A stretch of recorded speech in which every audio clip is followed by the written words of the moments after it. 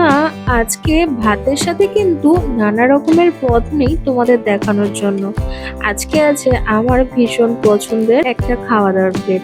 আজকে মায়ের কাছে একদম সময় না থাকায় মা বলেছিল ঝটপট করা যায় এমন কিছু খাবার বল যেটা তোদের করে দেবো। তো আমি আর দিদি ভাই দুজনেই বলেছিলাম মা আলু সিদ্ধ ভাত করো, তাতেই হয়ে যাবে।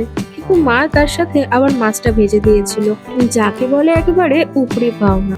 ছোটবেলায় হামেশাই মা এরকম গরম গরম আলু সেদ্ধ দিয়ে ভাত মাখতো আর তার মধ্যে একটু লঙ্কা ডলে নিত, আর আমাদের দুই বোনকে এক থালা থেকেই খাইয়ে দিত।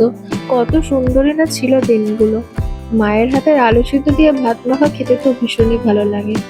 আজকে অবশ্য মা মেখে দেয়নি ঠিকই, কিন্তু আমি নিজেই মেখেছিলাম। খেতে কিন্তু মন্দ লাগেনি। আর সত্যি কথা বলতে এরকম আলু সিদ্ধ দিয়ে মাছ ভাজা দিয়ে ভাত খেতে ভীষণ ভালো লাগে। তোমাদের কার কার এরকম খেতে ভালো লাগে অবশ্যই কমেন্টে জানিও।